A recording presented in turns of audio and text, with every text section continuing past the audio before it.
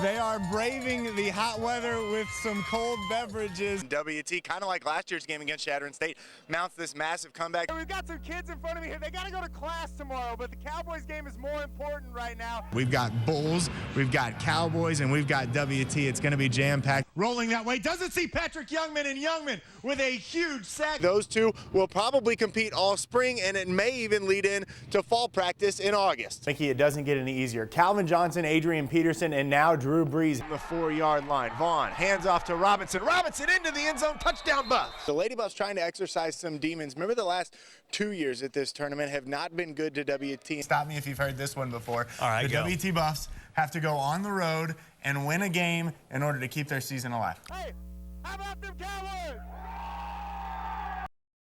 Like most high school athletes, Jason Conway has dreams of a college scholarship. But last fall, while pitching in front of college scouts in Lubbock, the unthinkable happened.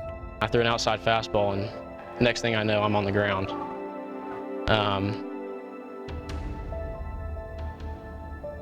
The ball was coming towards the front of my face, and I kind of moved a little bit, tried to get out of the way, and hit me pretty solid. You see the pitch, and then you hear the bat, and then you see your son go down, and instantly you go from parent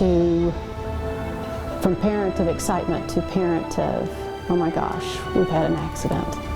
I fell on the ground, and I see coaches running out, my mom running out, and everyone was standing over me. And at that time, I could see on the look of everyone's faces that it's not good. The hit to the head fractured a bone in Jason's temporal area. It also punctured an artery, causing internal bleeding. He underwent surgery that night at Lubbock's Covenant Medical Center. I woke up and I kind of looked around and I thought, I'm alive. Well, that's great news. When he came around that corner and I could tell that he was starting to wake up some, my heart soared. Jason was in ICU for nearly a week.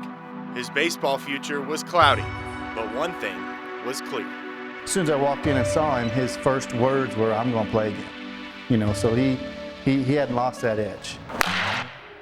Just 4 months removed from a pitch that nearly cost him his life, Jason is back playing baseball. He and his family use one word to describe all that's happened. Blessed. Blessed. We're very blessed. Knowing that your life was almost taken away from you, it's a hard aspect. And now that that's happened to me, I feel blessed to be here. I get to see everyone I love, and I think about things differently.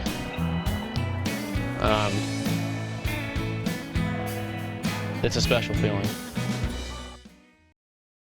When he was in high school, Austin Johnson was nearly unstoppable on the basketball floor.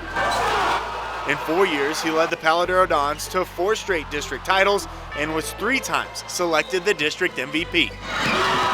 He really understood the game, and from that standpoint, there weren't a lot of coaching things you had to tell him. But the thing that stands out was his work ethic. Austin's work ethic and basketball skills have literally taken him around the world. From Amarillo to Norman, Oklahoma, to countries as far away as Switzerland and Lebanon, and all over the Eastern Hemisphere. We played in Iran and Iraq while I was overseas, so I got to experience a little bit of Iran, a little bit of Iraq.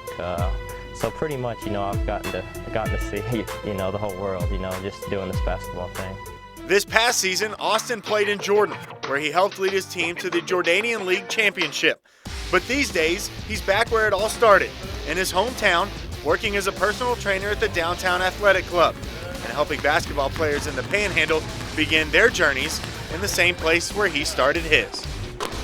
He knows what it takes to make it to the next level, and so I appreciate him wanting to help everybody here and wanting everybody to succeed just like him. It's a perfect fit, because I think the misnomer with people is that people are naturally gifted and that great things just happen to them. And Austin's a great example of he might have had some gifts, but he really worked hard.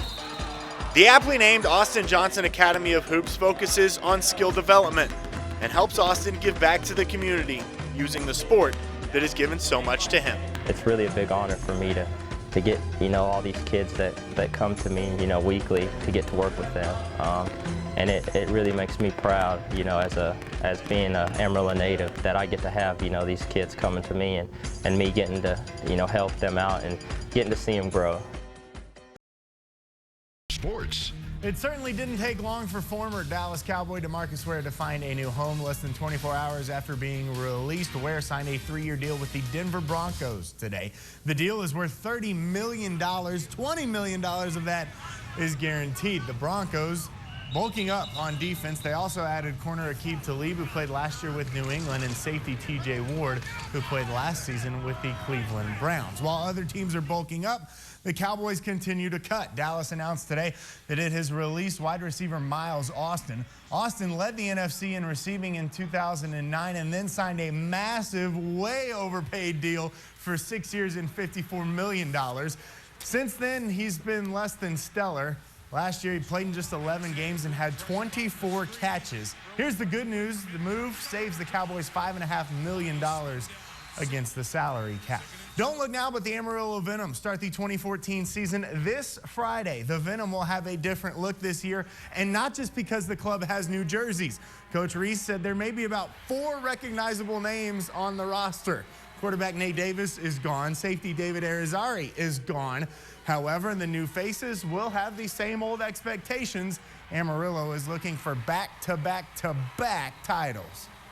Here are the first couple of games for the Venom. March 14th, they get the season started Friday at New Mexico. And then March 23rd, an exhibition game. Remember, that's the All-Star team coming up from Mexico. And then March 29th, the home opener, at least games that really matter in the LSFL, against Rio Grande Valley. And then April 5th, the Venom will travel to San Angelo. Saturday, the 29th, will be KAMR night, so make sure you mark your schedule for that one. The Amarillo Bulls are coming off 2 straight losses to the Topeka Roadrunners, but they don't have much time to worry about that. Amarillo has just 8 games left in the regular season, and that includes a brutal stretch beginning on Friday. Head coach Dennis Williams told me earlier today that the key to finishing the season strong is having his club avoid selfish hockey.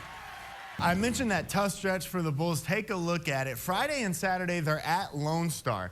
Then on Monday and Tuesday, they have to go up to Topeka, Kansas. That's the same team they just finished playing. Topeka just 1 point behind the Bulls in the conference standings there in the South Division. So that is going to be tough. And then they'll come home for Friday, March 21st against Wichita Falls. All in all, 6 games in the next 9 days, including 4 games in 5 days. The Bulls, as I mentioned, currently 1 game ahead of Topeka in the South Division standings. Amarillo does have 2 games in hand, though they got some help from Wichita Falls, who knocked off the Roadrunners last night. It's going to be really interesting to see down the stretch how the Bulls finish. Of course, we're used to them finishing atop the South Division and maybe even atop the NAHL. We'll see if that happens again this year.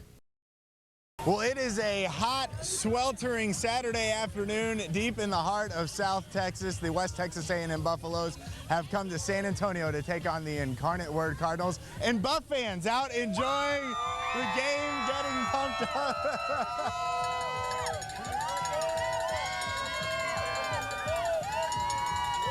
They are braving the hot weather with some cold beverages. Some of the fans already making their way into the stadium. We have just about 30 minutes to go before kickoff of Game 4 of the Buffs football season. We'll talk more about this game coming up, but before we do that, let's go ahead and take a look back at last week. As you may know, it was a historic win for WT head coach Don Carthel. His 69th career victory, putting him atop the all-time wins list at West Texas A&M, and what a perfect place to do it at Cowboys Stadium. Emily Austin has more on Coach Carthel and his road to the historic 69th victory. From 26 yards out, Housewright fumbles the ball. It's going to be recovered by WT. Tyrell Higgins, the senior from Schertz, Texas, saves the game for WT, and the Buffs are moving on. At 113 career touchdowns, looking for 114 here as he goes to the air, and in the end zone wide open is Terrence Allen. It was a free play anyway, so the Buffs turned it into 6, and Vaughn found Allen for a pickup of 24. Vaughn sends Allen in motion. He fakes the handoff and now looking to go back to Allen. Can't find him. Finds Jackson in the back of the end zone. Touchdown Buffs. On a 2nd and 11, Housewright rolling to his left, pointing out directions, flips it out, and it's going to be picked off. WT with its 3rd interception of the day. This is Torian Oakley. On a 1st and goal from the 8-yard line. Looking that way, fires that way, and the pass is caught by Trevor Hammergren. Kyrie Robinson in the backfield along with Jace Jackson. They hand off to Robinson, back to Vaughn, a little flea flicker. Vaughn going deep for Allen. It's going to be underthrown. Nice adjustment by Allen. Caught at the 20, and Allen into the end zone. What a play. How about that? Now on a 2nd and 10, they hand off to Allridge again. Allridge inside the 10-yard line, inside the 5, into the end zone. Touchdown Buffs.